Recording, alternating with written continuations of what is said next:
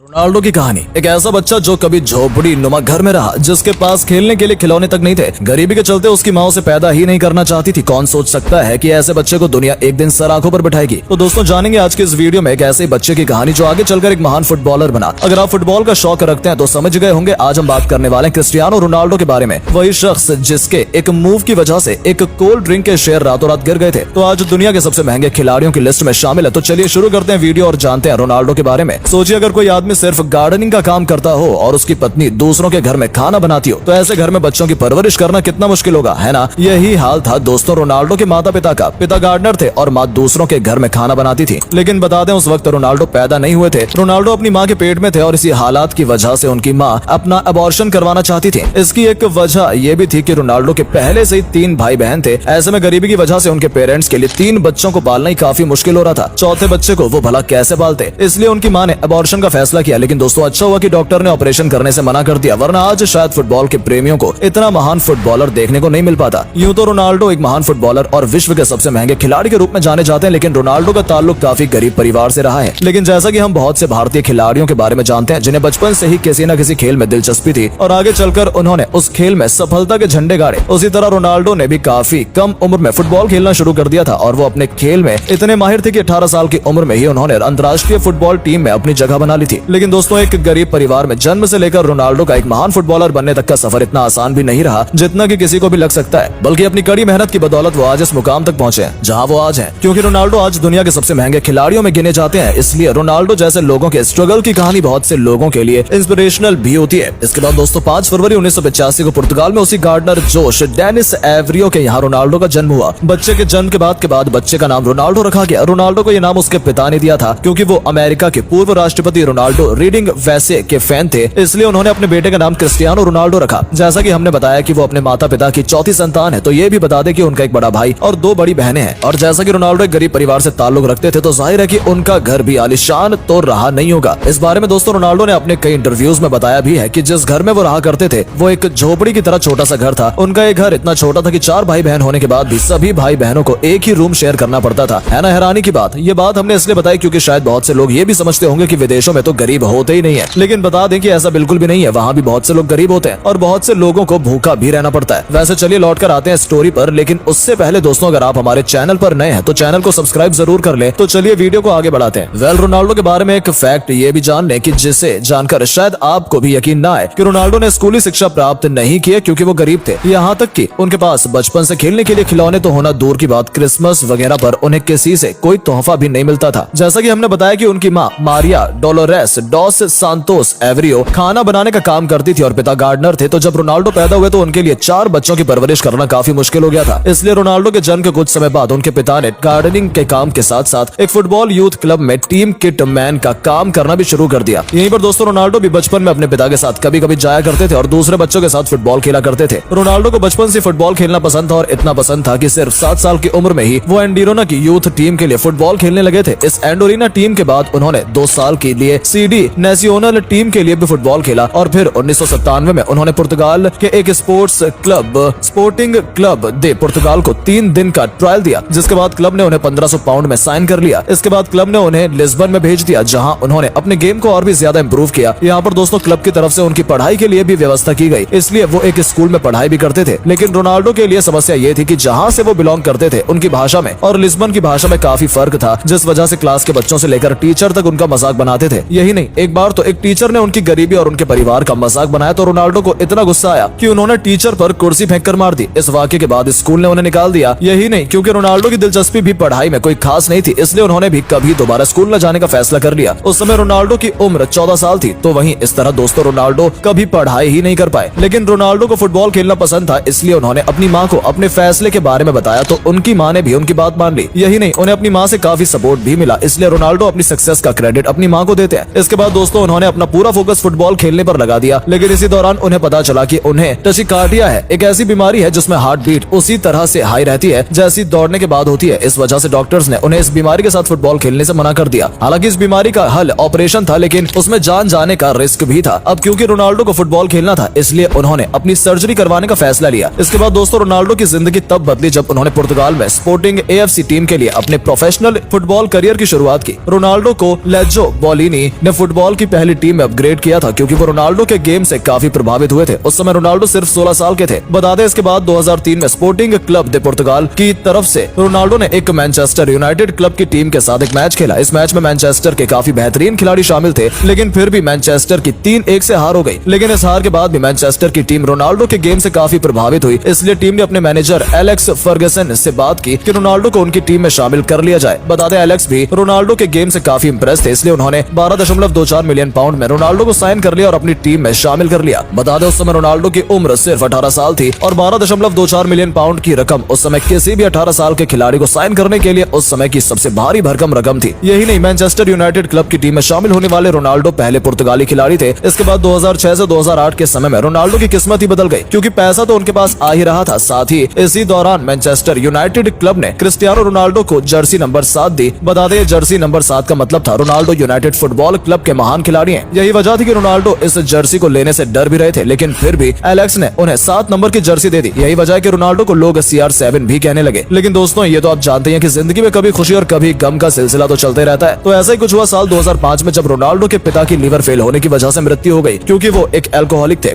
कुछ साल बाद 2009 में रोनाल्डो ने मैनचेस्टर यूनाइटेड फुटबॉल क्लब को अलविदा कह दिया और इसी साल वो स्पेन के जाने माने रियल मैड्रिड क्लब के साथ जुड़ गए। इस क्लब ने रोनाल्डो को करीब 80 मिलियन यूरो देकर साइन किया था और इस क्लब की तरफ से रोनाल्डो को 9 नंबर की जर्सी दी गई, क्योंकि 7 नंबर की जर्सी पहले से ही दूसरे खिलाड़ी राउड के पास थी। लेकिन आपको जानकर हैरानी होगी कि राउड ने रोनाल्डो के लिए अपनी 7 नंबर की जर्सी छोड़ दी, जिसके बाद रोनाल्डो को फिर से 7 नंबर की जर्सी मिल गई। इस टीम से रोनाल्डो ने कई सारी फुटबॉल टूर्नामेंट में हिस्सा लिया और कई सारे मैचों में जीत दिलाई। 2016 से 2017 तक रोनाल्डो ने इस क्लब के लिए 42 गोल दागे और टीम को बहुत से मैच जिताए। इसके बाद दोस्तों 2018 में रोनाल्डो ने जुवेंटस के साथ 4 साल का कॉन्ट्रैक्ट साइन किया और इस बार रोनाल्डो को 80 मिलियन यूरो से भी ज्यादा में साइन किया गया था। यही नहीं, जिस तरह 18 साल की उम्र में उन्होंने कम उम्र के खिलाड़ी के रूप में सबसे बड़ी रकम हासिल की थी, उसी तरह यह रकम किसी भी 30 साल के ऊपर के खिलाड़ी के लिए सबसे बड़ी रकम थी। क्रिस्टियानो रोनाल्डो ने अपने पूरे फुटबॉल करियर के दौरान कई सारी टीमों के लिए खेला है। यही नहीं, उन्होंने अब तक करीब 32 मेजर ट्रॉफीज जीती हैं और आज भी वो खेल रहे हैं, तो जाहिर है कि अभी वो और भी बहुत कुछ हासिल करेंगे।